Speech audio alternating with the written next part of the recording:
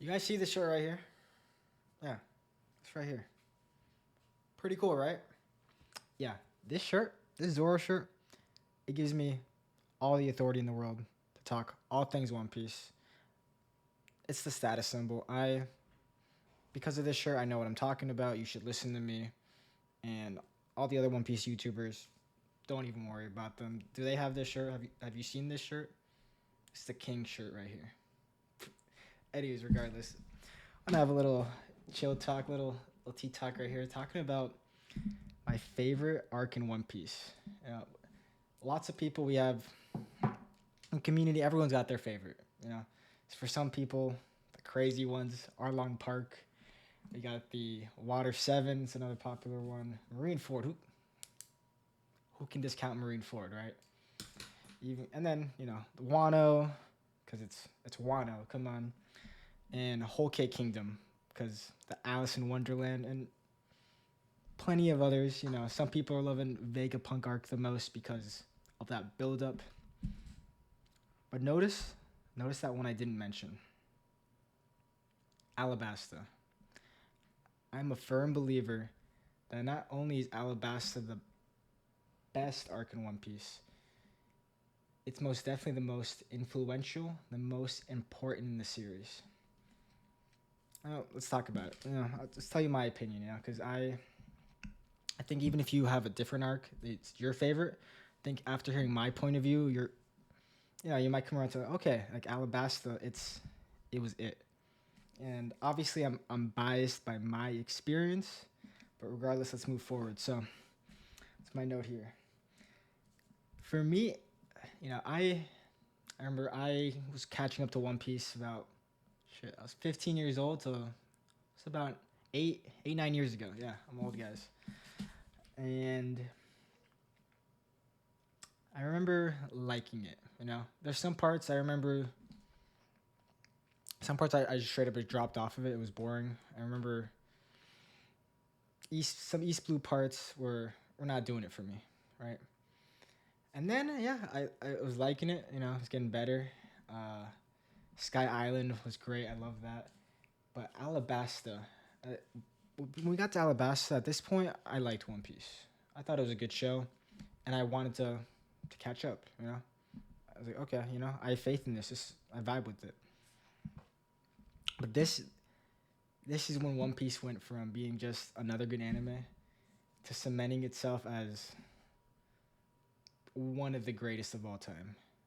It's at that moment, even though I had another 800 or so episodes to go, I just knew Alabasta set itself up on that trajectory where you just knew what was to come. You could just feel it in your gut. So let's talk about why. First of all, the introduction of Ace. Oh, Ace. Yeah. Many people don't understand why he's such a beloved character because honestly, he didn't get that much screen time, and it wasn't until I think Wano where, besides the Ace fan base, a lot of the other side of the fan base came around to Ace more. Like, okay, Ace is cool. He's not just Marine Ford was in his best moments. I can see why you might think of him in a negative light, but why was it so cool? First of all, his fire powers. That I'm already predisposed to liking characters with fire powers. The first thing that comes to mind is the fire guy from the original Fantastic Four with Chris Evans and all those people. I thought he was such a cool character. Just fire. I love it. It's cool. The only property that's ever made fire seem not as cool is Avatar: The Last Airbender because they portrayed him in such a bad light, and Zuko was such a whiny baby. But by the end, with the lightning and Uncle Iroh, the redirecting, and fire will never not be cool. But why was he so important? Ace's introduction, it was more than just about his character. It's about what he did for the world of One Piece. Where, for the first of all, you find out Luffy has a brother. Like what? Luffy has a brother? At this point, from my memory, I don't know if we were how aware we were that Dragon was his father. I don't know if we were aware of Garp either, but just being able to meet this guy, and he was so cool, so chillaxed, and him being in this pirate, this legendary pirate crew, the Whitebeard's crew. He wasn't even a captain, yet he was so strong. So that's how you knew. I was like, whoa, okay, there's some stuff to come. And he told us about some of his adventures, and at this point, you're getting the sense of, oh, okay, at that moment, One Piece was sprinkling a lot of the world building that this is bigger than what's going on with the Straw Hat crew. But it was just sprinkles. We got little hints here and there, but it didn't, at least to me, it didn't really become apparent. I didn't really feel the world of One Piece yet. It still felt like I was going just island to island, and I would really just find out about it at the end of the arc, where we're going next. Or sometimes we would have no idea. The crew would just be like, okay, next direction, forward. Where are we gonna end up next, right? But with Ace, he told us about his adventure, his life, his mission, and now I'm like, oh. So while Luffy's doing this, there's something completely going on, completely different going on in a different part of the world, which has an effect on other people throughout the world. And, figured out he was going after this guy called Blackbeard. Oh, we just met Blackbeard. Oh, he was that guy that was kind of an asshole, but he was similar to Luffy. He had that dreamer energy about him. Okay, and suddenly One Piece expanded, became bigger than it's ever been before, and that was special, And Ace was so cool. He just did his thing and he left. He's like, okay, off to my mission. What you got going on here, Luffy? It's important. Yeah, helping Vivi and the Kingdom of Alabasta, but there's bigger fish in the sea. I got my own mission going on. And you, as the viewer, me, I was going to find out about that result. Who knew when I was going to find out, but I wanted to find out, right? So that's awesome. It added world building. We always talk as a fan base, like, what is the biggest strength of One Piece? What separates it from the rest? What makes it one of a kind? It is that world building. But world building takes time. It wasn't like I'd say another great show that has world building is Game of Thrones, and that's the level One Piece. Okay, don't come at me, fans. All right, but it's good world building, and it didn't take that long. Like 1 to 2 seasons, you're already feeling it. But with One Piece, okay, it took a little bit longer. It took its time.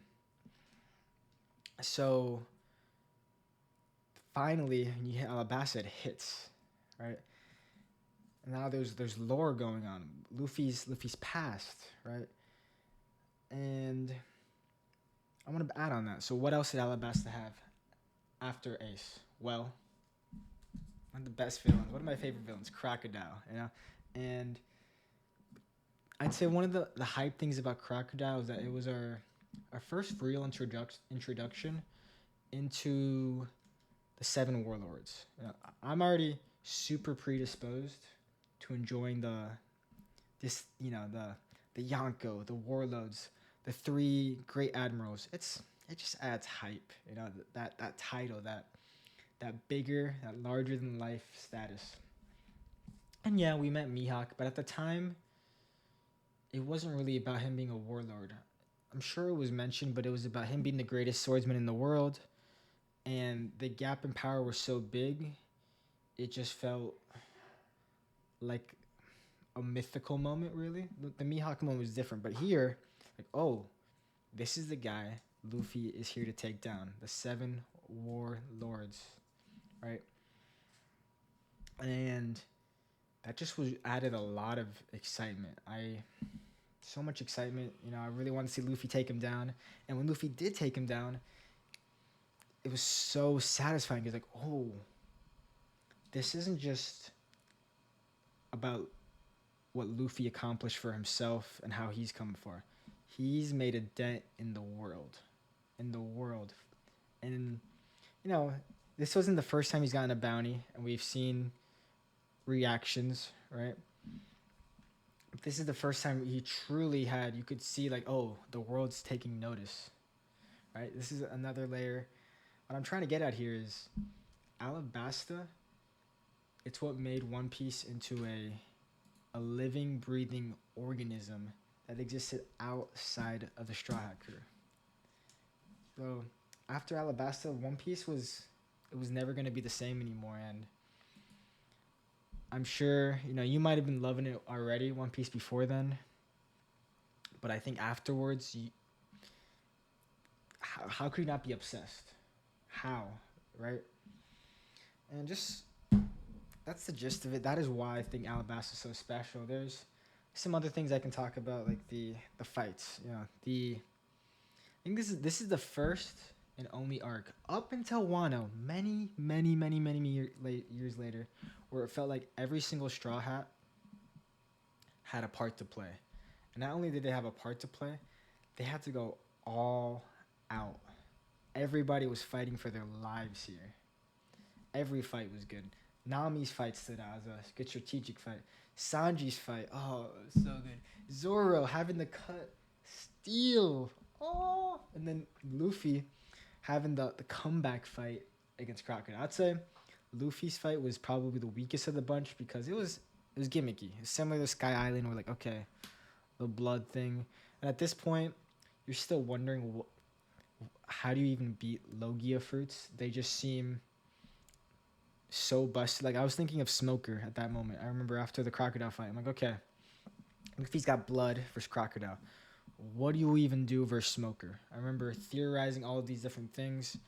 Nothing really came to mind. I forget what the theories were, but I was just like, wow, like I don't know. I don't know what's gonna happen. Right. Another thing adds to the greater mystery going forward was that was our first really deep insight into the poneglyphs.